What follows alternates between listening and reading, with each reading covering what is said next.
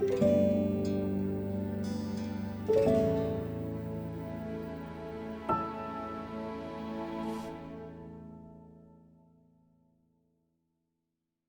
dia, espero que você esteja bem.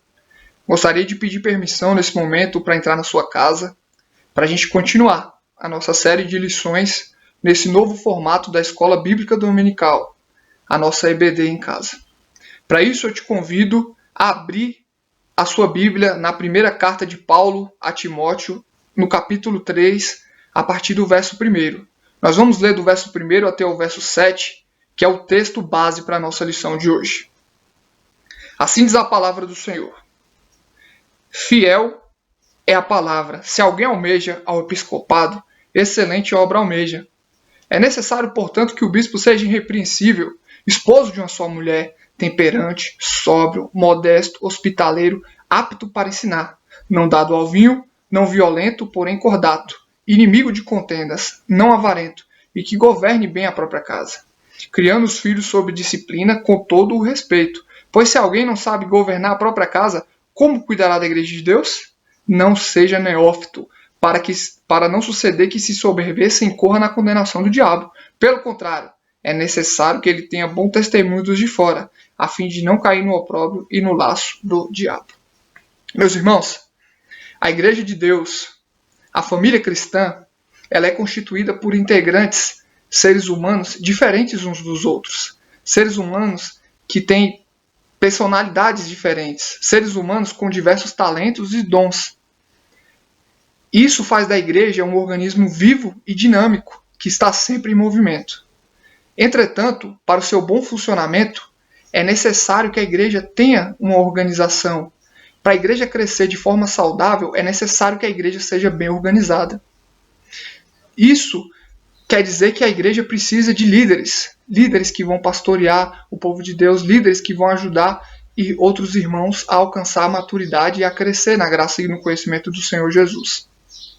Tendo essa demanda em vista, Paulo ele incumbe o jovem Timóteo de ir para Éfeso supervisionar algumas igrejas ali naquela região para verificar como estava o desenvolvimento daqueles crentes, como estava a sua maturidade, se eles estavam realmente crescendo na graça e no conhecimento do Senhor Jesus.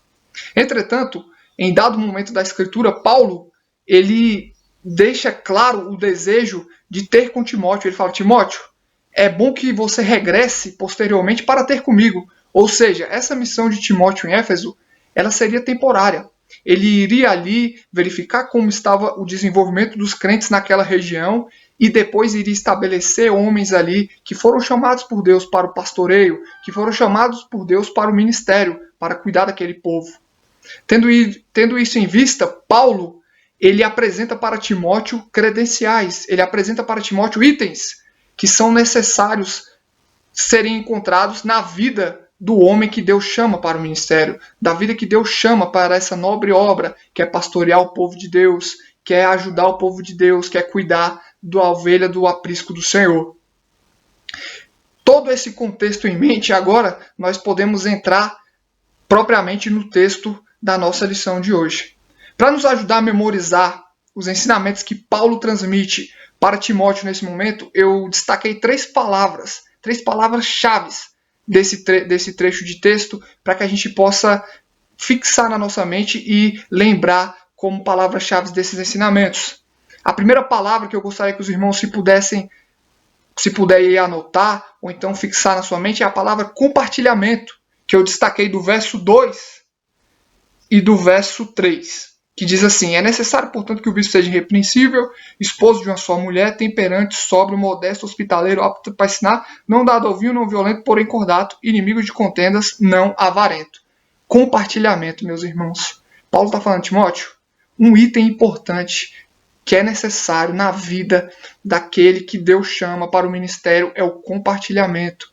Ele vai precisar ser desprendido, ele vai compartilhar dos seus bens com os irmãos, ele vai compartilhar dos seus bens com outros, ele vai precisar ser desprendido, ser generoso. No contexto em que a gente está inserido, um bem que a gente tem muito precioso e valioso é o nosso tempo. Nós vendemos o nosso tempo seja para o setor privado ou seja para o setor público, e ele nos assalariaria. Então, o tempo é um bem muito precioso no presente momento. Então, o homem que almeja o ministério, o homem que é chamado por Deus para o ministério, ele tem que ter em mente que ele vai precisar compartilhar do seu tempo para ouvir a demanda do povo de Deus, para orar pelas suas causas. Vai ter que investir tempo no desenvolvimento e na vida daqueles que Deus traz para ele cuidar. Outra palavra de destaque aqui desse texto, para a gente memorizar, é exemplo, meus irmãos. Está lá no verso 4 e no verso 5. E que governe bem a própria casa, criando os filhos sob disciplina com todo respeito. Pois se alguém não sabe governar a própria casa, como cuidará da igreja de Deus? Paulo aqui está falando para Timóteo, o homem que Deus chama para o ministério, vai precisar ser um exemplo no cuidado da sua família, no cuidado dos seus filhos, no cuidado da sua esposa, porque ele vai ajudar outros irmãos nesse sentido, ele vai ajudar outros irmãos a serem bons pais, ele vai ajudar outros irmãos a criarem os seus filhos na disciplina do Senhor. Então ele tem que ser um exemplo para os de dentro e para os de fora. Outra palavra de destaque aqui desse texto é maturidade, meus irmãos. Maturidade, que está lá no verso 6 e no verso 7. Não seja neófito, para não suceder que se ensoberbeça e incorra na condenação do diabo. Pelo contrário, é necessário que ele tenha bom testemunho dos de fora, a fim de não cair no opróbrio e no laço do diabo. Paulo está falando para Timóteo que o candidato ao ministério seja um cristão maduro já, experimentado na sua fé. Pois quando Deus começar a usar ele, que ele tenha firmemente em mente que Deus, ele usa um ser humano, ele chama um homem para sua obra, para que exclusivamente o nome dele, o nome do Senhor seja glorificado e que o nome dele seja santificado, e não porque esse que foi chamado tem uma qualidade superior ao dos demais. Não. É só por causa da misericórdia de Deus que ele chamou ele, para que o nome dele seja glorificado. Então, para memorizar, compartilhamento, exemplo e maturidade. Com tudo isso posto, meus irmãos, eu gostaria de aproveitar a oportunidade para me dirigir a 3 situações diferentes nesse momento, a 3 irmãos que estão vivendo diferentes situações nesse momento. O primeiro irmão que eu gostaria de me dirigir nesse momento é você, meu irmão, que é um candidato ao episcopado, que almeja que Deus te use nessa maravilhosa obra, que almeja o episcopado, que sente no seu interior esse chamado por Deus. Meu irmão, o Dr. David Martyn Lloyd-Jones, nos seus livros, ele sempre afirma que essa é uma obra das mais sublimes e maravilhosas que Deus pode chamar um homem. A obra, o chamado para a pregação, o chamado para o pastoreio. Então eu queria te encorajar, meu irmão, continua firme com esse desejo no seu coração. Procure pastores mais velhos para andar contigo, procure homens que estão exercendo esse chamado do Senhor há mais tempo, para ter um relacionamento com eles, para eles te aconselharem, para caminhar contigo mesmo. Procure esses homens, eu te encorajo. Continue com esse chamado, que Deus te abençoe.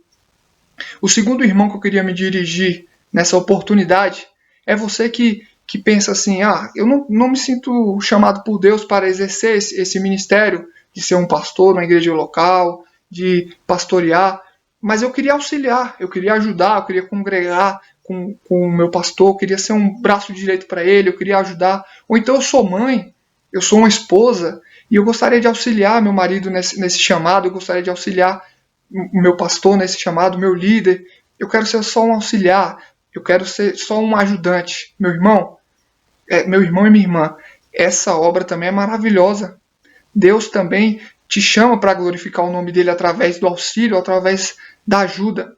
Eu só te chamo a atenção para que você valorize o seu pastor, valorize o seu líder, valorize o homem, o bispo que Deus colocou na sua vida, que está exercendo o episcopado na sua igreja local.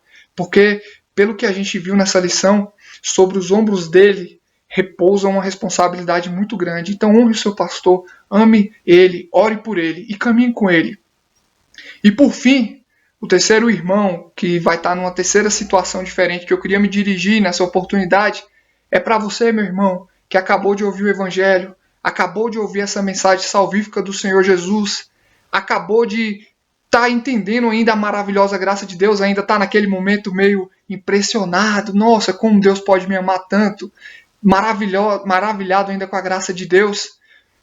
meu irmão, e que você ainda não entende o chamado, não entende o episcopado, não entende ainda essas questões mais profundas da palavra de Deus, meu irmão, eu quero te encorajar a continuar trilhando esse caminho cristão, a continuar firme nessa luta, nessa batalha, porque não existe nada mais maravilhoso do que viver nessa luz maravilhosa do Senhor Jesus. E eu te encorajo também a procurar um bom pastor que tem essas credenciais, a procurar o seu pastor, a procurar o seu líder e caminhar com ele, orar por ele, sabendo que Deus o chamou, que repousa uma grande responsabilidade nos ombros dele e que ele está cumprindo também um maravilhoso chamado do nosso Senhor Jesus Cristo. Continue, eu te encorajo a prosseguir e quem sabe Deus também não te chama para essa maravilhosa obra. Amém?